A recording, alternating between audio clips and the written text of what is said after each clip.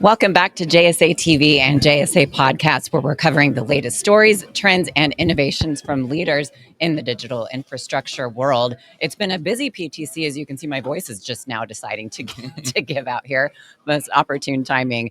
I'm sitting here right now with Bruce Garrison of Bandwidth IG. Thank you very much for joining us. Thank you, Keely, for having me. Yeah. Looking forward to a brief discussion. Yeah, absolutely. So before we dive into things, and probably the most important question, have you had any time to enjoy a little bit of Hawaii? Because we're in beautiful Honolulu here at PTC.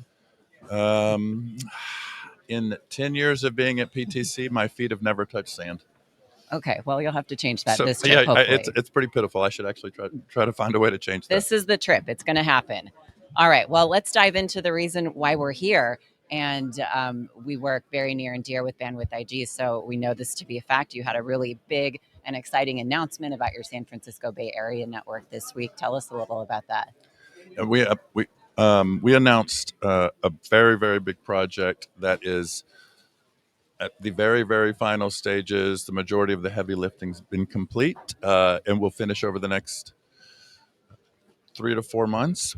That project is a large fiber infrastructure investment in the San Francisco Bay Area, going from downtown San Francisco all the way to Great Oaks.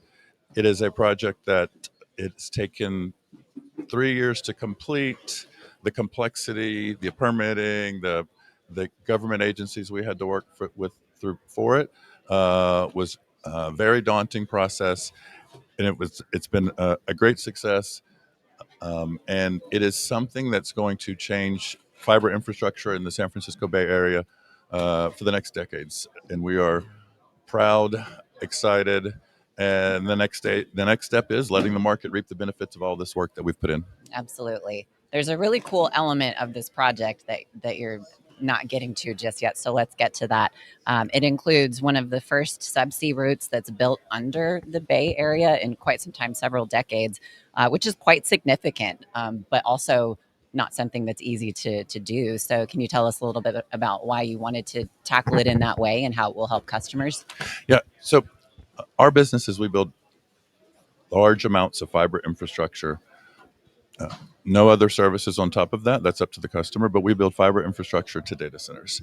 The Bay Area is a large data center market, and there is a lack of infrastructure available in the Bay Area to support all the digital technologies of cloud, AI, and everything in the future to come that we're not even aware about yet. And the marine cable is the probably most complex part and the one that we can be most proud of.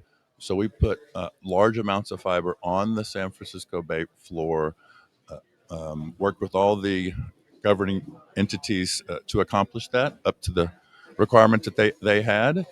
And this is so unique, one, because in 20 some odd, two decades, more than 2 decades, no one's put a cable on the bay floor.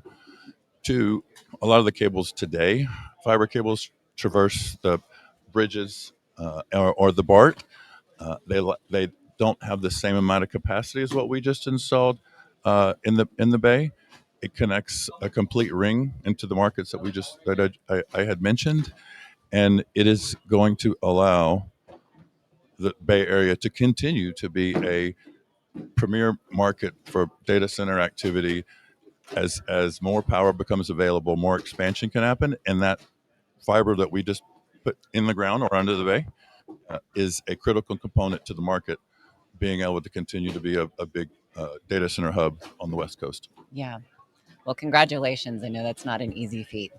It, our team did an amazing job. Super proud of them, and super thankful to have them because I explained it several times that our operations and construction team makes hard things not look hard. So it's really proud of that group for what they accomplished. Yeah, sounds like a new good tagline for the company there. Yeah.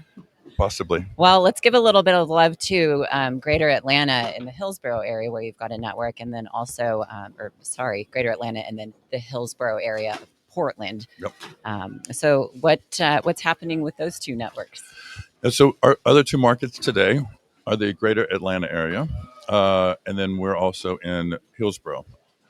It is the same to expect on different scales. Georgia, obviously, or greater Atlanta, is just a bigger market, a lot of data center activity. So you will see us building more and more this year. We will double our network size over the next couple of years. We're really excited about Georgia. Yeah. There's a lot of ingredients that are just making it a great market for us. And again, another one, the density of the infrastructure we're putting in the ground doesn't exist, so it's a necessity for the market. And Hillsborough is the same. It's a smaller market to start with in terms of route mileage, but we will continue to build. Spent plenty of meetings while here talking about building more, so we'll continue our business will continue to put capital to work and put infrastructure on the ground in the markets that need it. And those two you will continue to see more expansion.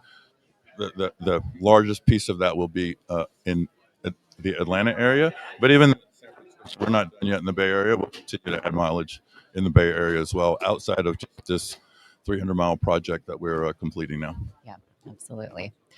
What else should we know about Bandwidth IG that we're maybe not asking right now? What else would you like our viewers to know?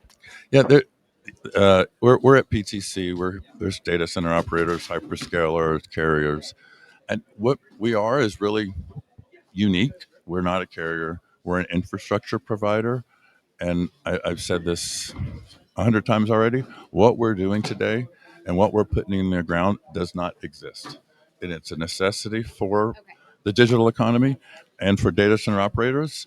And the infrastructure is purpose built for the most demanding consumers of fiber and bandwidth, and it's just because it's not tangible, it's underground, it's 100% underground.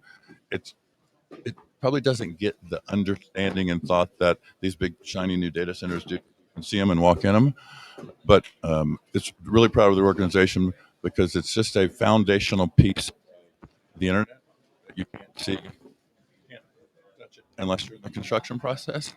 And so it's just unique, and we're an infrastructure provider, not a carrier, and we fill this little niche here in this industry, and it's exciting to see what our customers are doing with it, with the infrastructure we put in the ground. Yeah, absolutely. And we're here at a conference where we're hearing a lot about AI Well, and the rise of that. And of course, the AI doesn't come without the fiber and the data center. So it's definitely a critical piece of enabling all of the cool things coming down the pike. yeah, 100%.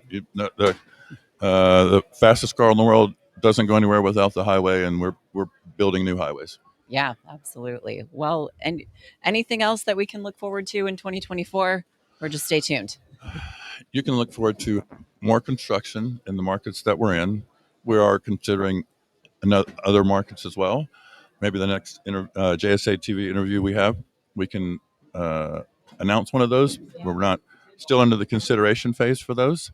And but again, the biggest thing is more infrastructure, more new fiber in the ground, and that won't change for the foreseeable future. All right, good stuff. Well, thank you very much for your time here. We appreciate it. And I hope you've got a moment to go and find that sand Yeah. before the end of tomorrow, the end of PTC. Thanks again, Bruce, for joining us. Thanks, Keely. Appreciate it. All right. And to our viewers, thanks for tuning in and stay connected.